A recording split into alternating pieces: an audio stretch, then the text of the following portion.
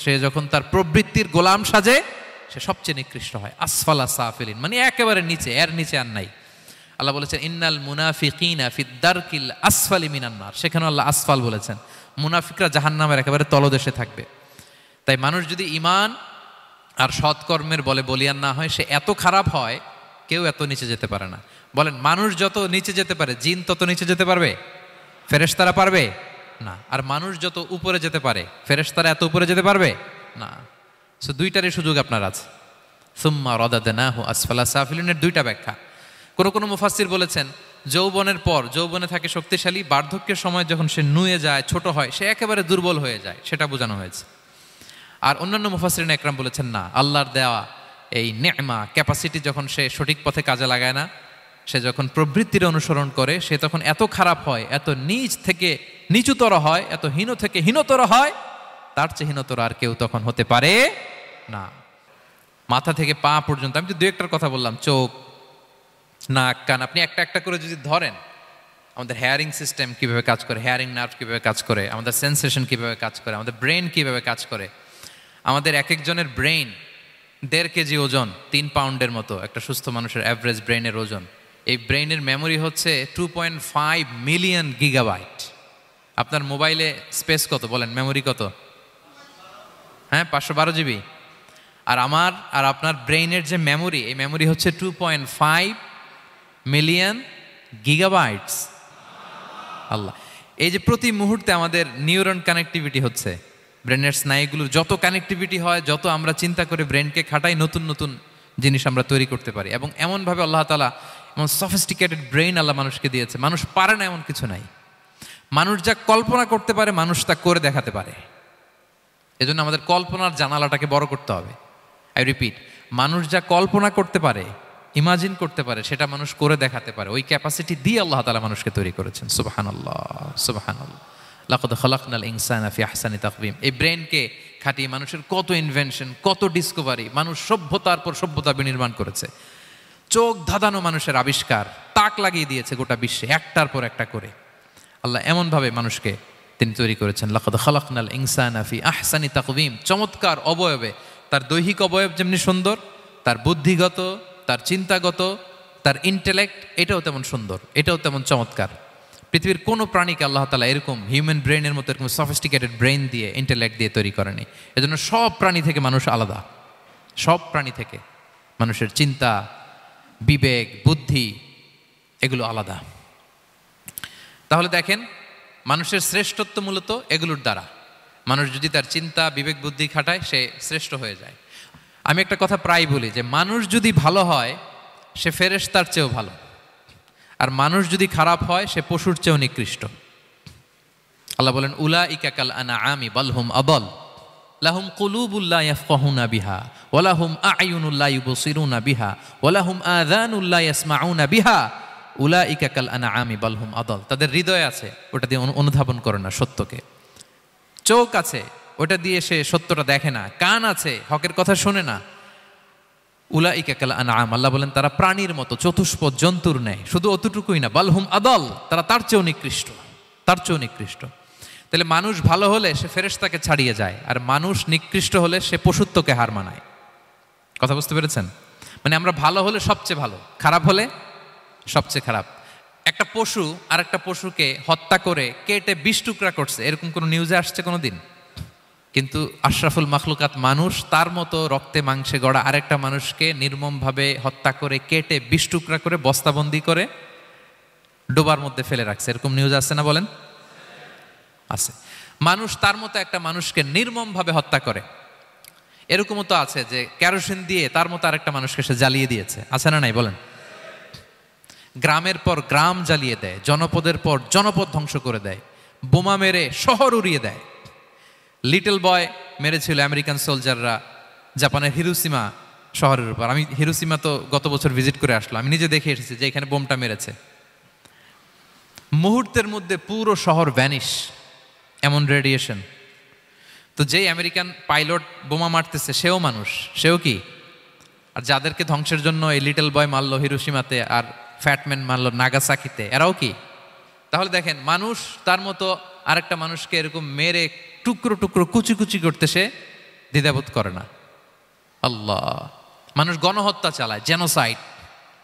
এই যে আমাদের বাংলাদেশে তো কিছুদিন আগে হলো গণহত্যা, হেলিকপ্টার থেকে গুলি করে বাচ্চা মেরে ফেলতেছে। কার বাচ্চা, কার কলিজার টুকরা সন্তান, ডোন্ট কেয়ার।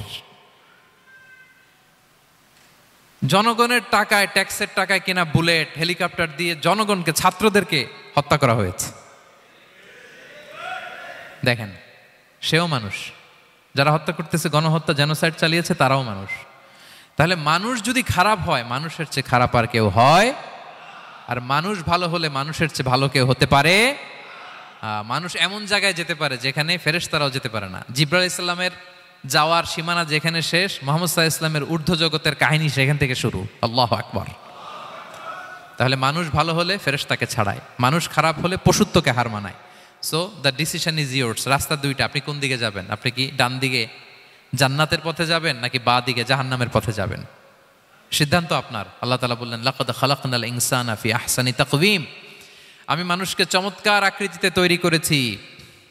হাতের মেকানিজম কি, পায়ের মেকানিজম কি, আমার চেয়ে আপনারাও ভালো জানেন। এগুলো ঘন্টার পর ঘন্টা আপনি বলতে পারবেন যে কেমনভাবে আল্লাহ তাআলা তৈরি করেছেন। আল্লাহ বলেন, মানুষকে আমি অত্যন্ত চমৎকার আকৃতি দিয়ে তৈরি করেছি। তার সৃষ্টিগত কাঠামো, তার বুদ্ধিবৃত্তিক কাঠামো, তার চিন্তাগত কাঠামো, তার আচরণগত কাঠামো, তার নৈতিকতায় তাকে এমন উচ্চ মর্যাদার আসন আমি দিয়েছি, এটা যদি সে অ্যাচিভ করে, বিলং করে, তাহলে তার চেয়ে শ্রেষ্ঠ কেউ আর হতে পারে। কিন্তু আল্লাহর দেয়া এই ক্যাপাসিটিগুলো, এই নেয়ামাগুলো যদি সে অ্যাকসেপ্ট না করে, সে যদি পশুত্বের পথে হাঁটে, সে যদি শয়তানের দেখানো পথে হাঁটে, তাহলে সে এত নিচে যাবে, অন্য কেউ আর এত নিচে যেতে পারে না। মানুষ যত নিচে যেতে পারে, ফেরেশতারাও অত নিচে যেতে পারবে না, জিন জাতিও পারবে না, কোনো প্রাণীর পক্ষে যাওয়া সম্ভব না। তাহলে মানুষকে আল্লাহ তাআলা এমন সফিস্টিকেটেড ওয়েতে তৈরি করেছেন, চাইলে সে সবার উপরে যেতে পারে, আবার চাইলে আল্লাহর দেয়া নেয়ামতগুলোকে যদি সে ভিন্ন খাতে প্রবাহিত করে, সে সবচেয়ে নিকৃষ্ট হতে পারে। সেটাই আল্লাহ বললেন, সুম্মা রাদাদনাহু আসফালা সাফিলিন। এরপরে তাকে আমি হীন থেকে হীনতর করেছি, নিচ থেকে আরো নিচে নিয়েছি। সে যখন ঈমান আনে না, সে যখন সৎকর্ম করে না, সে যখন আল্লাহর শেখানো, আল্লাহর দেখানো রাস্তায় সে চলে না, সে যখন তার নফসের কথা শুনে, সে যখন তার প্রবৃত্তির গোলাম সাজে, সে সবচেয়ে নিকৃষ্ট হয়। আসফালা সাফিলিন মানে একেবারে নিচে, এর নিচে আর নাই। আল্লাহ বলেছেন, ইন্নাল মুনাফিকিনা ফিদ দারকিল আসফালি মিনান নার। সেখানে আল্লাহ আসফাল বলেছেন। মুনাফিকরা জাহান্নামের একেবারে তলদেশে থাকবে। তাই মানুষ যদি ঈমান আর সৎকর্মের বলে বলিয়ান না হয়, সে এত খারাপ হয়, কেউ এত নিচে যেতে পারে না। বলেন, মানুষ যত নিচে যেতে পারে, জিন তত নিচে যেতে পারবে? ফেরেশতারা পারবে না। আর মানুষ যত উপরে যেতে পারে, ফেরেশতারা এত উপরে যেতে পারবে না। সো দুইটারই সুযোগ আপনার আছে। সুম্মা রাদাদনাহু আসফালা সাফিলিনের দুইটা ব্যাখ্যা। কোনো মুফাসসির বলেছেন, যৌবনের পর, যৌবনে থাকে শক্তিশালী, বার্ধক্যের সময় যখন সে নুয়ে যায়, ছোট হয়, সে একেবারে দুর্বল হয়ে যায়, সেটা বোঝানো হয়েছে। আর অন্যান্য মুফাসসিরিন একরাম বলেছেন, না, আল্লাহর দেওয়া এই নেয়মা, ক্যাপাসিটি যখন সে সঠিক পথে কাজে লাগায় না, সে যখন প্রবৃত্তির অনুসরণ করে, সে তখন এত খারাপ হয়, এত নিচ থেকে নিচুতর হয়, এত হীন থেকে হীনতর হয়, তার চেয়ে হীনতর আর কেউ তখন হতে পারে না। সেখান থেকে বাঁচার দুটি রাস্তা আল্লাহ বলছেন, ইল্লাল্লাযীনা আমানু ওয়া আমিলুস সলিহাত। তবে যারা ঈমান আনে এবং সৎকর্ম করে তারা ছাড়া। তারা ওই নিচু থেকে নিচুতর নয়, তারা শ্রেষ্ঠতর। ঈমান এবং সৎকর্ম, ঈমান এবং আমলে সালেহাত। কোরআনের অনেক জায়গায় আপনি আয়াতটা পাবেন, ইন্নাল্লাযীনা আমানু ওয়া আমিলুস সলিহাতি কানাত লাহুম জান্নাতুল ফিরদাউসি নুজুলা। নিশ্চয়ই যারা ঈমান এনেছে, সৎকর্ম করেছে, তাদের জন্য আমি জান্নাতে ফেরদাউস রেখে দিয়েছি। আল্লাহ বলেন, তারা নিকৃষ্ট হবে না যারা ঈমান এনেছে, সৎকর্ম করেছে। যারা কি এনেছে? ঈমান। আর কি করেছে? সৎকর্ম করেছে। ইল্লাল্লাযীনা আমানু, যারা ঈমান এনেছে, সৎকর্ম করেছে, ফালাহুম আজরুন গায়রু মামনুন, তাদের জন্য রয়েছে অফুরন্ত পুরস্কার, মানে জান্নাত। তাদের জন্য কি? ওই জান্নাতে যেতে আমরা চাই কি চাই না বলেন? রাস্তা কয়টা? এটা চলে গেছে ডান দিকে, এটার গন্তব্য হচ্ছে ডেস্টিনেশন জান্নাতুল ফেরদাউস। আর এটা শয়তানের পথ, এটা আপনার প্রবৃত্তির দেখানো পথ, এটা চলে গিয়েছে জাহান্নামে। So now the decision is years. আপনার ডিসিশন, কোন দিকে যাবেন, ডানে না বায়ে? জান্নাতে না জাহান্নামে? জান্নাতে যেতে চাই আমরা। ফালাহুম আজরুন গায়রু মামনুন, তাদের জন্য আছে অফুরন্ত নেয়ামত, অফুরন্ত পুরস্কার। আমরা যেন সেই পুরস্কার লাভে ধন্য হতে পারি, আমরা সবাই বলি আমিন। আল্লাহ বলেন, এইভাবে চারটা কসম করার পরে এত গুরুত্বপূর্ণ বার্তা হাজির করার পরে, তোমার ঘুমন্ত বিবেককে জাগিয়ে তোমাকে বার্তা দেওয়ার পরেও কিভাবে তুমি অস্বীকার করতে পারো আখিরাতকে? ফামা ইউকাযযিবুকা বা'দু বিদ্দিন। এরপরেও কোন বিবেকে, কোন আকলে, কোন সাহসে তুমি কর্মফল দিবসকে অস্বীকার করো? কোন সাহসে? এখানে দিন দ্বারা উদ্দেশ্য কর্মফল। ভালো করলে যে ভালো পাবে, খারাপ করলে যে খারাপ পাবে, দিনের অনেক অর্থ, এটার তাফসিরে গেলে সময় কুলাবে না। ফামা ইউকাযযিবুকা বা'দু বিদ্দিন। এরপরেও কর্মফলকে অস্বীকার করার সাহস তুমি কোত্থেকে পাও? কিসে তোমাকে উদ্বুদ্ধ করে কর্মফল দিবসকে অস্বীকার করতে? আলাইসাল্লাহু বিআহকামিল হাকিমিন। আল্লাহ তাআলা কি শ্রেষ্ঠ বিচারক নন? সূরা আবু দাউদে আল্লাহর হাবিব সাল্লাল্লাহু আলাইহি ওয়াসাল্লাম বলেন, কেউ যদি সূরাতুত তিন তেলাওয়াত করে, করতে করতে যদি শেষ আয়াতে চলে আসে, আর সে যখন পড়ে আলাইসাল্লাহু বিআহকামিল হাকিমিন, আল্লাহ তাআলা কি শ্রেষ্ঠতম বিচারকদের মধ্যে সর্বশ্রেষ্ঠ বিচারক জাজ নন? তখন সে যেন উত্তর দেয়, এটা তো আল্লাহর প্রশ্ন। আলাইসাল্লাহু বিআহকামিল হাকিমিন, আল্লাহ আমাদেরকে প্রশ্ন ছুড়ে দিয়েছেন যে আল্লাহ তাআলা কি শ্রেষ্ঠ বিচারক নন?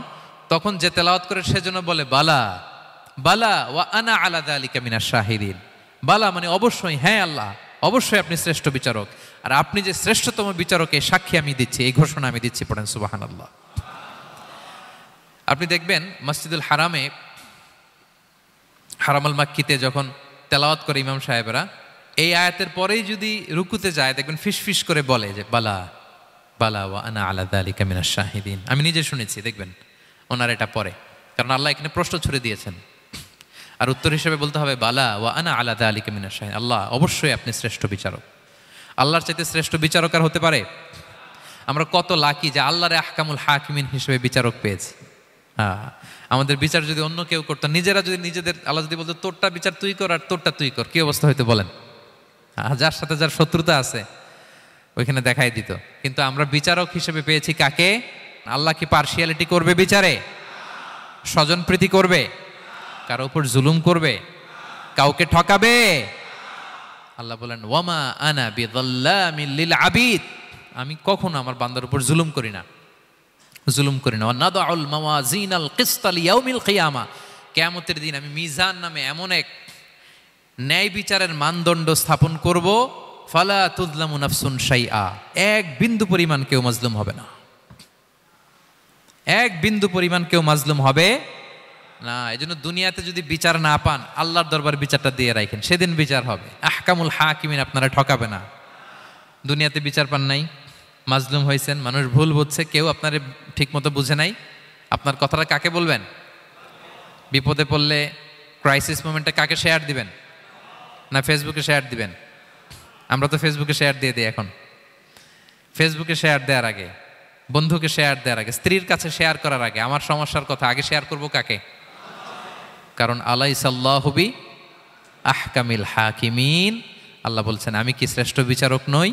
বালা বালা ইয়া রব ওয়া আনা আলা যালিকা মিনাশ শাহিদিন, অবশ্যই আল্লাহ আপনি শ্রেষ্ঠ বিচারক। ক্লিয়ার হয়েছে না সবার কাছে? শপথ কয়টা ছিল? 4টা। মূলত নবুয়তের শপথ, তাই না? নবুয়ত আমাদের জন্য সবচাইতে বড় নেয়ামত। কারণ নবীরা যদি আমাদেরকে এই তথ্যগুলো না দিতেন, আমরা জান্নাত জাহান্নাম চিনতাম? ভাইরা বলেন তো, আখেরাত চিনতাম?